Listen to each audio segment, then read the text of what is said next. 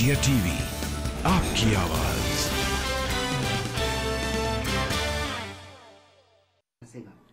कर्नाटका में आप देखेंगे तो करप्शन चरम सीमा पर है। अगर किसी तरीके का क्रिप्टो करेंसी स्कैम भी आया था तो इन्हीं के कार्यकाल में आया है। उसकी पहुंच कहां कहां तक है, सीएम तक है, वहां के मंत्रियों तक है, ये वहां की जनता जान रही है।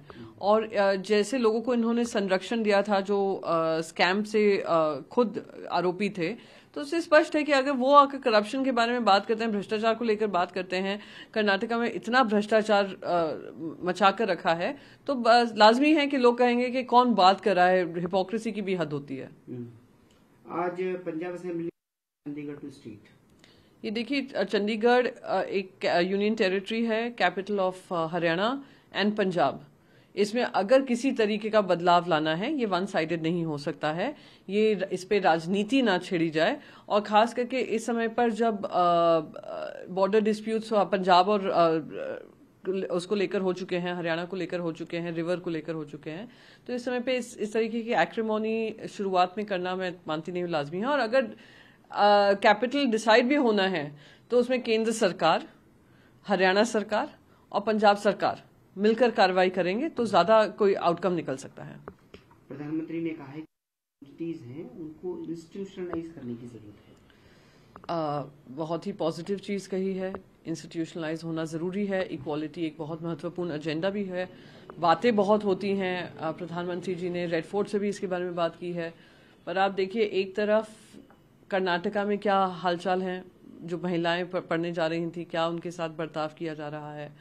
तो कहीं ना कहीं जहां बात होती है और जहां काम होता है उसमें जमीन आसमान का अंतर है। मैं उम्मीद करती हूं प्रधानमंत्री जी जब ये बात कर रहे हैं कि महिलाओं को और पुरुषों को अधिकार इक्वल मिलेंगे as students, as Indian students इस देश में, तो एज इक्वल सिटीजन्स मिलेंगे, which is enshrined in India's constitution. A prime minister should be able to help with implementation.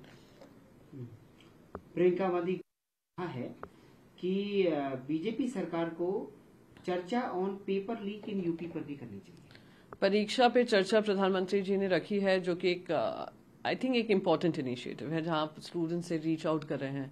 पर स्टूडेंट्स की दिक्कतें समझना बहुत जरूरी है। पेपर लीक हो जाते हैं, पेपर लीक होने के बाद एग्जाम्स कैंसिल हो जाते हैं, फिर व्यापम जैसे स्कैम आते हैं, वो भारतीय जनता पार्टी शासित राज्यों में होते हैं।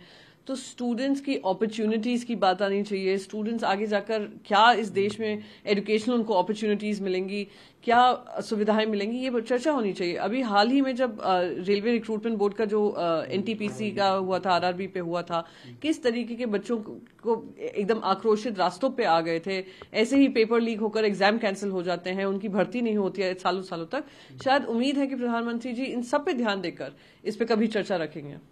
आज एक प्राइवेट मेंबर बहुत ही महत्वपूर्ण बिल है और हमें सबको इसका समर्थन करना चाहिए कि यहाँ पर एक तरफ राजनीति हो रही है एक पिक्चर को लेकर, दूसरी तरफ अगर आप कहीं भी कश्मीरी पंडितों का दर्द कि एक तो जस्टिस मिलना चाहिए, जो इतने सालों से अपने घरों से बेदखल होकर बाहर रहना पड़ रहा है, मजबूर किया जा रहा है। 2014 में बकायदा उनसे वादा किया गया था, पर अभी भी उस वादा खिलाफी ही हुई है उनके साथ, वादा कर पूरा करने का काम नहीं हुआ है।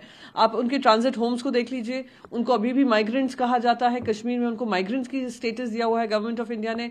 उनको किसी तरीके से एक कश्मीरी पंडित, कितने आप उंगलियों पे गिन सकते हैं कितने कश्मीरी पंडित वापस गए हैं, क्या आपने उनके लिए एक सुरक्षित माहौल बनाया है वापस लौटने का। तो ये सारे सवाल उठ खड़े होते हैं। ये private members bill is seeking for the long standing demand of the Kashmiri Pandit. And Shiv Sena के जो फाउंडर संस्थापक थे श्री बाला साहेब ठाकरे जी, उन्होंने कश्मीरी पंडितों के लिए बाकायदा राज्य में काम किया, उनको एजुकेशन की रिजर्वेशन दी, उनको करियर के ऑप्शंस अपॉर्चुनिटीज दी। तो इस तरीके का माहौल बनाना केंद्र सरकार की जिम्मेदारी बनती है और इस प्राइवेट मेंबर्स बिल का स्वागत होना चाहिए। आज हमले के दौरान सेना आई थी, बाद में मुझे पत्र मिलता है जिसमें कहा जाता है कि आपको 7.5 करोड़ रुपए का भुगतान करना चाहिए क्योंकि सेना भेजी गई थी। उन्होंने कहा कि साधु सिंह और मैं राजनाथ सिंह जी के पास गए, हमने उनसे एमपी लेट से कटौती कर, हमने कहा था कि आप एमपी लेट से कटौती कर लीजिए, लेकिन हमें लिखित में दे दीजिए कि पंजाब देश का हिस्सा नहीं है और सेना ले ली है। ये इतना मैं मानती हूँ कि इस पे इस तरीके का राजनीतिकरण करना सेना पे, एमपी लैड फंड्स पे, कैपिटल सिटी को लेकर कि कैपिटल उनका क्या होगा।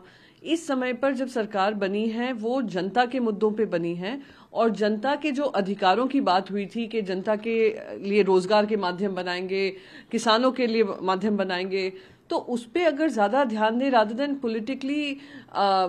पॉलिटिकल कंट्रोवर्सी क्रिएट करने वाले, आई थिंक इट्स अनफॉर्चुनेट। सूर्य रोज सुबह की महंगाई की मार कम थी, जो शाम को भी जेब काटना शुरू हो गया है। सुबह ही कमर्शियल सिलेंडर 250 रुपए महंगा हुआ था, अब सीएनजी 0.80 पैसे प्रति किलो बढ़ा दी है।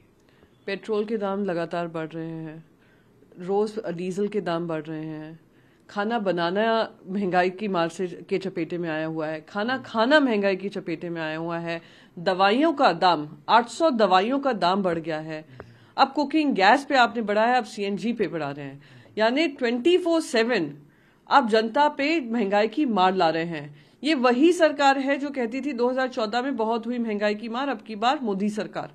तो इसी मोदी सरकार से पूछना चाहती हूँ, इतनी संवेदनहीन सरकार कहाँ कैसे हो सकती है कि जनता त्राही त्राही मचा रही है और आपने कानों पे रुई बांधी हुई है।